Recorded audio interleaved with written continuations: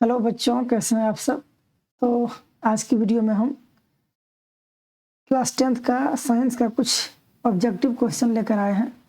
ठीक है, objective question जो कि मोस्ट इम्पोर्टेंट प्रश्न है। इस तरह के प्रश्न हमारे जो एग्ज़ाम है उसमें आने के बहुत 99% चांस है। तो चलिए आज की वीडियो को शुरू करते हैं। उम्मीद करते हैं आपको अच्छे से समझ में आएगी और आप आशा करते हैं हम आपसे कि आप ये क्वेश्चन को याद करेंगे। ठीक है, तो आज का हमारा पहला प्रश्न है, प्रकाश की किरणें गमन करती है। तो प्रकाश की किरणें गमन करती है। ऑप्शन है सीधी रेखा में, किसी भी दिशा में, टेढ़ी रेखा में, इनमें से सभी। तो ये प्रकाश की किरणें जो है वो सीधी रेखा में गमन करती है। तो ऑप्शन नंबर ये हो जाएगा इसका सही आंसर। ठीक है, चलिए अगले प्रश्न की ओर बढ़ते हैं। हमारा नेक्स्ट प्रश्न है, प्रकाश तरंग उदाहरण है। ऑप्शन है ध्वनि तरंग का, विद्युत चुंबकीय तरंग का, पराबैंगनी तरंग का और पराश्रव्य तरंग का। इसका हो जाएगा ऑप्शन नंबर बी, विद्युत चुंबकीय तरंग का। अगला सवाल हमारा है, निर्वात में प्रकाश की चाल क्या होती है। तो ऑप्शन है 3 गुना 10 पर पावर 8 मीटर प्रति सेकंड, 2 गुना 10 पर पावर 8 मीटर प्रति सेकंड, 1.24 गुना 10 पर पावर 8 मीटर प्रति सेकंड, इनमें से कोई नहीं। तो हम सभी जानते हैं कि इसका आंसर हो जाएगा ऑप्शन नंबर ये, 3 गुना 10 पर पावर 8 मीटर प्रति सेकंड। ठीक है, तो चलिए अगले सवाल की ओर बढ़ते हैं। हमारा अगला सवाल है, समतल दर्पण में प्रतिबिंब की प्रकृति क्या होती है। ठीक है, समतल दर्पण में प्रतिबिंब की प्रकृति क्या होती है। ऑप्शन है वास्तविक, वास्तविक तथा सीधा, वास्तविक और उल्टा, आभासी तथा सीधा। तो इसका सही आंसर हो जाएगा आभासी तथा सीधा, ऑप्शन नंबर डी। नेक्स्ट सवाल है हमारा, समतल दर्पण की फोकस दूरी कितनी होती है। ठीक है, समतल दर्पण की फोकस दूरी कितनी होती है। ऑप्शन है 0, अनंत, +1 और -1। इसका आंसर हो जाएगा अनंत, ऑप्शन नंबर बी। नेक्स्ट प्रश्न है हमारा, एक लड़का समतल दर्पण से 100 मीटर की दूरी पर लंबवत खड़ा है। लड़के और प्रतिबिंब की बीच की दूरी क्या होगी। ऑप्शन है 100 सेंटीमीटर, 200 सेंटीमीटर, 0, इनमें से कोई नहीं। इसका आंसर हो जाएगा ऑप्शन नंबर बी, 200 सेंटीमीटर। क्योंकि देखिए हम समतल दर्पण, ये हमारा समतल दर्पण है, यहाँ हम खड़ा है। ठीक है, तो हमारी जो इसकी दूरी है वो 100 मीटर है। तो दर्पण में भी तो 100 मीटर की दूरी बनेगी, तो कुल हो गया हमारा 200 सेंटीमीटर। ठीक है, अगले सवाल की ओर बढ़ते हैं। नेक्स्ट प्रश्न है, प्रकाश के परावर्तन के कितने नियम हैं। ऑप्शन है 1, 2, 3 और 4। तो हमारा हो जाएगा 2, प्रकाश के परावर्तन के 2 नियम हैं। अगला सवाल हमारा है, गोलीय दर्पण के ज्यामितीय केंद्र को क्या कहते हैं। ऑप्शन है ध्रुव, वक्रता केंद्र, फोकस, मुख्य अक्ष। तो ये ध्रुव कहते हैं, गोलीय दर्पण के ज्यामितीय केंद्र को ध्रुव कहते हैं। नेक्स्ट सवाल है हमारा, परावर्तन के कितने नियम लागू होते हैं। हमारा पहला ऑप्शन है केवल समतल दर्पण पर, केवल अवतल दर्पण पर, केवल उत्तल दर्पण पर, सभी परावर्तक पृष्ठों पर। इसका आंसर हो जाएगा ऑप्शन नंबर डी, सभी परावर्तक पृष्ठों पर। आज का हमारा 10वां नंबर सवाल है, किस दर्पण से वस्तु का प्रतिबिंब बड़ा बनता है। ऑप्शन है समतल दर्पण, अवतल दर्पण, उत्तल दर्पण, इनमें से कोई नहीं। इसका आंसर हो जाएगा अवतल दर्पण। नेक्स्ट प्रश्न हमारा, किस दर्पण की फोकस दूरी ऋणात्मक होती है। किस दर्पण की फोकस दूरी ऋणात्मक होती है। तो ये अवतल दर्पण होता है, ऑप्शन नंबर बी। हमारा और जो ऑप्शन है उसमें ऑप्शन में है समतल दर्पण, अवतल दर्पण, उत्तल दर्पण, इनमें से कोई नहीं। तो हो जाएगा हमारा अवतल दर्पण, ऑप्शन नंबर बी। नेक्स्ट सवाल है हमारा, अभिसारक दर्पण है। ऑप्शन है उत्तल दर्पण, अवतल दर्पण, समतल दर्पण, इनमें से कोई नहीं। तो ये उत्तल दर्पण कहलाएगा। ठीक है, नेक्स्ट सवाल है हमारा, ध्रुव और वक्रता केंद्र को मिलने वाली रेखा को क्या कहते हैं। तो मुख्य अक्ष कहते हैं। ओके, मुख्य अक्ष कहते हैं। ऑप्शन है मुख्य अक्ष, परावर्तित रेखा, आपतित किरण, इनमें से कोई नहीं, तो यह मुख्य अक्ष हो जाएगा। नेक्स्ट सवाल है, किसी गोलीय दर्पण की फोकस दूरी उसकी वक्रता त्रिज्या से क्या होती है? ऑप्शन है दोगुनी, तिगुनी, आधी और चौथाई, तो ये आधी होती है। ठीक है। नेक्स्ट सवाल है हमारा, एक गोलीय दर्पण की वक्रता त्रिज्या 20 सेंटीमीटर है, इसकी फोकस दूरी क्या होगी? तो इसकी फोकस दूरी 10 सेंटीमीटर होगी। ऑप्शन है 20 सेंटीमीटर, 10 सेंटीमीटर, 5 सेंटीमीटर, 40 सेंटीमीटर। अगले सवाल की ओर बढ़ते हैं। हमारा 16वां सवाल है, उसे दर्पण की, यहाँ मिस प्रिंट हो गया है, उस दर्पण की फोकस दूरी क्या होगी जिसकी वक्रता त्रिज्या 32 सेंटीमीटर है? तो वो 16 सेंटीमीटर हो जाएगी। ऑप्शन है 4 सेंटीमीटर, 8 सेंटीमीटर, 16 सेंटीमीटर, 64 सेंटीमीटर। अगले सवाल की ओर बढ़ते हैं। हमारा 17 नंबर का सवाल है, कौन सा दर्पण आभासी, सीधा तथा वस्तु के आकार से छोटा प्रतिबिंब बनाता है? ऑप्शन है उत्तल दर्पण, अवतल दर्पण, समतल दर्पण, परवलयिक दर्पण। ठीक है, तो ये हो जाएगा अवतल दर्पण। नेक्स्ट सवाल है हमारा, जब वस्तु अवतल दर्पण से वक्रता केंद्र सी पर हो तो प्रतिबिंब कहाँ बनेगा? ऑप्शन है सी पर, फोकस एफ पर, सी एवं एफ के बीच, एफ एवं पी के बीच। ये हो जाएगा सी पर, यानी सेंटर पर। अगले सवाल की ओर बढ़ते हैं। तो इसको हमको करना पड़ेगा छोटा, तभी ये दिखेगा। हमारा 19वां नंबर का सवाल है, किसी दर्पण से आप चाहे कितनी ही दूरी पर खड़े हों, आपका प्रतिबिंब सदैव सीधा प्रतीत होता है। संभवतः दर्पण है, यानी वो किस प्रकार का दर्पण है? तो ऑप्शन है केवल समतल, केवल अवतल, केवल उत्तल, या तो समतल या अथवा उत्तल। तो ये हो जाएगा ऑप्शन नंबर डी, 19 का डी। चलिए अगले सवाल की ओर बढ़ते हैं।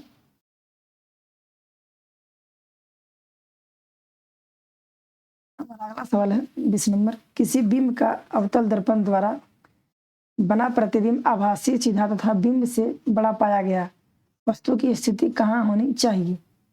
किसी बिंब का अवतल दर्पण द्वारा बना प्रतिबिंब आभासी, सीधा तथा बिंब से बड़ा पाया गया, तो वस्तु की स्थिति कहाँ होनी चाहिए? तो ऑप्शन है मुख्य फोकस तथा वक्रता केंद्र के बीच, बी नंबर का ऑप्शन है वक्रता केंद्र पर, सी नंबर का है वक्रता केंद्र से परे, और डी नंबर में है दर्पण के ध्रुव तथा मुख्य फोकस के बीच। तो 20 का हो जाएगा हमारा डी। ठीक है, 20 का डी, यानी दर्पण के ध्रुव तथा मुख्य फोकस के बीच। अब इसको करते हैं बड़ा। हमारा 21 नंबर का सवाल है, हजामत बनाने के लिए किस दर्पण का व्यवहार किया जाता है? ठीक है,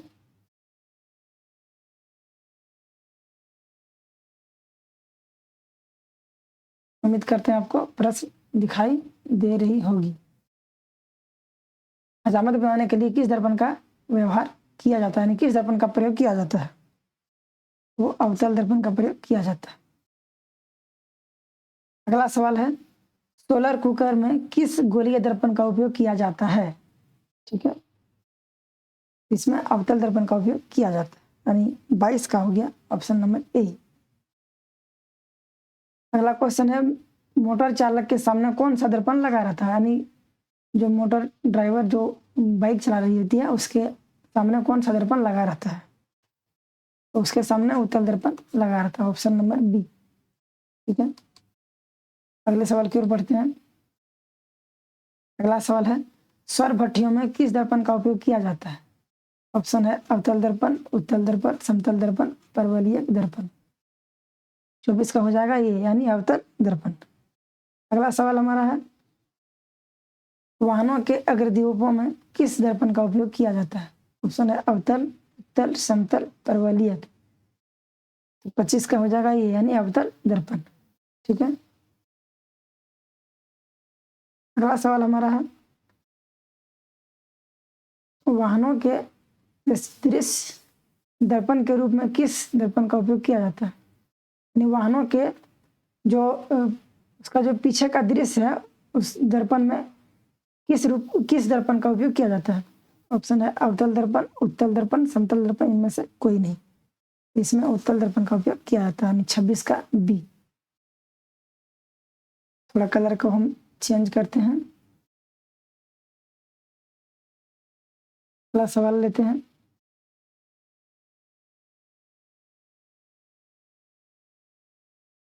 किस दर्पण का दृष्टि क्षेत्र विस्तृत होता है?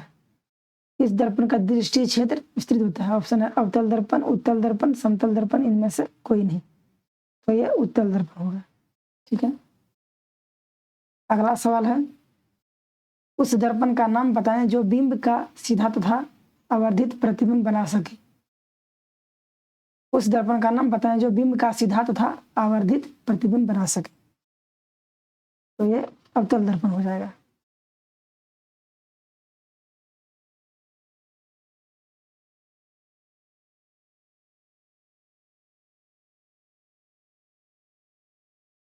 अगला सवाल हमारा है,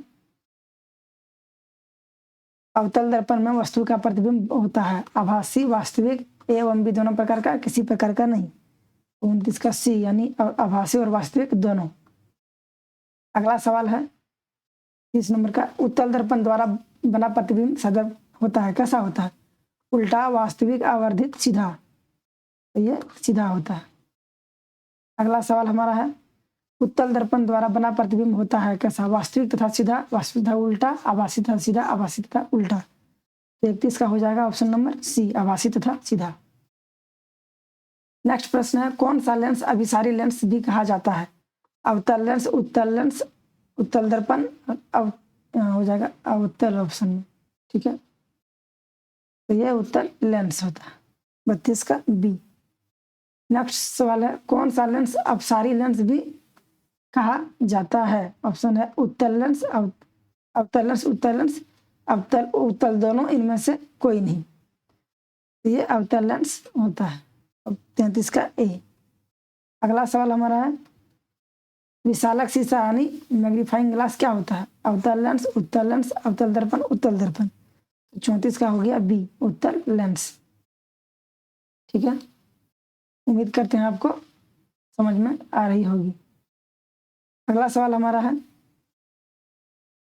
किस प्रकार का लेंस वास्तविक, उल्टा तथा वस्तु के आकार से बड़ा प्रतिबिंब बनाता है? ऑप्शन है अवतल लेंस, उत्तल लेंस, उत्तलावतल लेंस, और इनमें से कोई नहीं। 35 का हो जाएगा बी, यानी उत्तल लेंस। अगला सवाल है हमारा, किस प्रकार का लेंस आभासी, सीधा तथा वस्तु के आकार से छोटा प्रतिबिंब बनाता है? अवतल लेंस, उत्तल लेंस, ए भी दोनों, इनमें से कोई नहीं। 36 का हो जाएगा ये, यानी अवतल लेंस। अगला सवाल हमारा है, अवतल लेंस द्वारा बना प्रतिबिंब हमेशा वस्तु से होता है। वस्तु से कैसा होता है? छोटा, बड़ा, समान, या इनमें से कोई नहीं। ये हमेशा छोटा होता है प्रतिबिंब इसका। अगला सवाल है, अवतल लेंस द्वारा किसी वस्तु का हमेशा किस प्रकार प्रतिबिंब बनता है? तो ऑप्शन है आभासी, वास्तविक, ए भी दोनों, इनमें से कोई नहीं। ये हो जाएगा आभासी। अगला सवाल है, निम्न में कौन सा पदार्थ लेंस बनाने के लिए प्रयुक्त नहीं किया जा सकता है? ऑप्शन है जल, कांच, प्लास्टिक, मिट्टी। ठीक है। तो इसका जो सही आंसर है 39 का हो जाएगा डी, यानी मिट्टी। अगला सवाल हमारा है,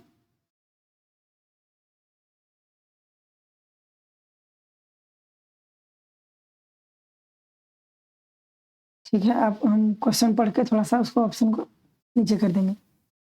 किसी बिंब का वास्तविक तथा समान साइज का प्रतिबिंब प्राप्त करने के लिए बिंब को उत्तल लेंस के सामने कहाँ रखेंगे? किसी बिंब का वास्तविक तथा समान साइज का प्रतिबिंब प्राप्त करने के लिए बिंब को उत्तल लेंस के सामने कहाँ रखेंगे?